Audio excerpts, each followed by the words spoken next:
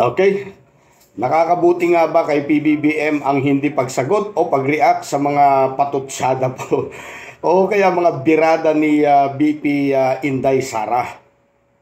Ang tutungan niyan, mga kababayan, pati po si FL Lisa, hindi rin po pinansin ang mga bagay na yan Kasi magkasunod po silang tinanong ng mga media patungkol po dito. Ano po? Pero halos, iisa lang. Pareho lang ang reaksyon ng mag-asawa. Ngumiti, sabay talikod na. At ang bagay na ito ay alamin natin kung nakakabuti nga ba yung ginawa nila. Alamin natin ito sa isang magaling na abogado, si Attorney Rene Bueno. Paggamit po ng video po ninyo, sir, ha? Attorney Bueno po, paggamit po sandali ng inyong video. Pag-check na lang po ang kanyang channel, Attorney Rene Bueno. Marami po kayong matututunan doon. I-subscribe nyo na rin po yung kanyang channel para lagi kayong nakasubaybay.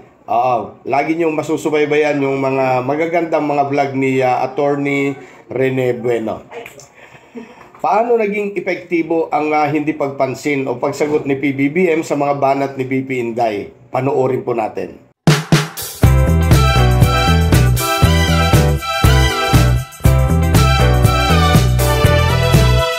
So maraming mga negatibong pagpapahayag ang ginawa ng ating Vice Presidente labang kay Bongbong Marcos. Pero pansin niyo ba na si Bongbong Marcos ay hindi nagsasalita, hindi kumikibo, hindi sinasagot ang mga katanungan tungkol dito sa mga negatibong pahayag ni Sara Duterte, at ang kanyang ganti sa mga katanungan ay isang ngiti at hindi sinasagot yung mga katanungan tungkol sa mga negatibong pagpapahayag.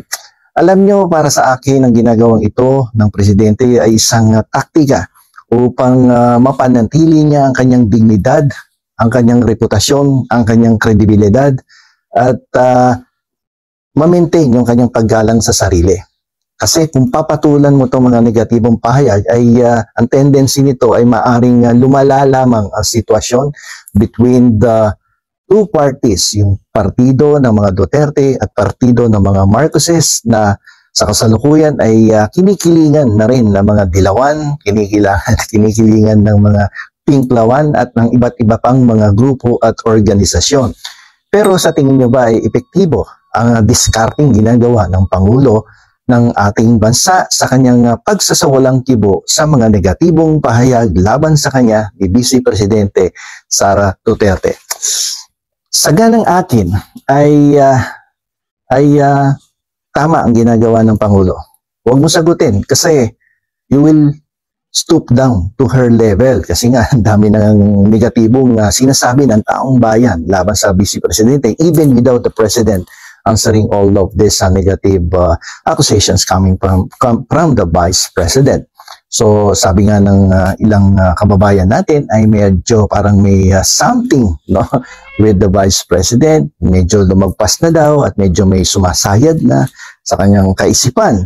So yan ang mababasa ninyo sa mga ilang artikulo at sa mga social media account, lalong-lalo na dito sa YouTube, kung saan talaga namang binabatikos na din si Vice President in defense of the incumbent President of the Republic of the Philippines.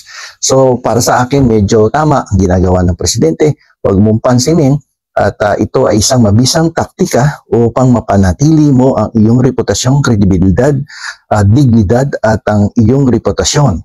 At ang pag-iwas dito ay may mga legal na positibong benepisyo na maibibigay sa Pangulo, sapagkat mapapalabas mo na hindi mo kalibel itong taong umaakusa sa iyo ng mga negatibong statement. Like for instance, sinabihan ng pangalawang Pangulo ang Presidente na gusto niyang gilitan ng leeg nung ito ay tumanggi na ibigay ang relo sa isang graduate ng Philippine Military Academy.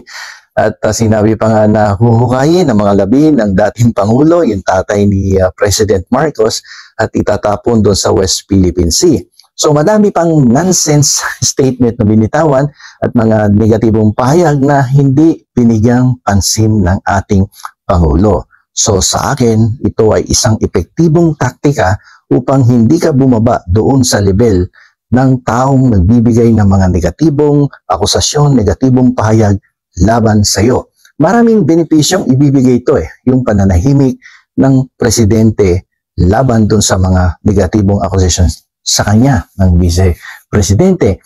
Nararayan yung maiwasan mo yung karagdagang pinsala, no, sa emosyon ng taong naninira sa iyo, at ikaw naman ay mapapanitili mo yung dignidad, kredibilidad at yung paggalang sa sarili. Isa pa sa magandang epekto na hindi sinasagot ng Pangulo ang mga negatibong pahayag ng pangalawang Pangulo ay humihina yung epekto ng mga negatibong pahayag ng Vice President. No, na lalong-lalo na kung yung mga negatibong pahayag na yan ay hindi naman nasusuportahan ng mga konkretong ebidensya. So yung pagpapakita ni Bongbong Marcos ng pagpipigil sa kanyang sarili na sagutin ang mga akusasyon, ang mga negatibong pahayag na yan ay magpapakita na siya ay may pagpapahalaga sa kanyang dignidad, sa kanyang reputasyon, sa kanyang kredibilidad, sa integridad at sa mapapakita niya sa taong bayan na matino siyang tao at hindi umababa sa level ng isang opisyal na talagang totally nonsense sa mga pinagsasasabi. So pero kung ang mga akusasyon at negatibong pagpapahayag laban sa presidente ay medyo seryoso, katulad ng mga pananakot, no, laban sa kanyang buhay, laban sa kanyang sarili, ay sigurado naman ako na andiyan dyan ang kanyang mga legal team at nagsasagawa ng tahimik na pag-iimbestiga at pag-aaral kung ano ang dapat na legal na aksyon na pwedeng gawin sa mga public officials na nagpapahayag ng mga negatibong statement at pananakot, no, sa kasalukuyang Pangulo ng Pilipinas. Sa bagong Pilipinas, ang pagbabago ay nagsisimula sa pamahalaan. While power emanates from the people, change must begin from government.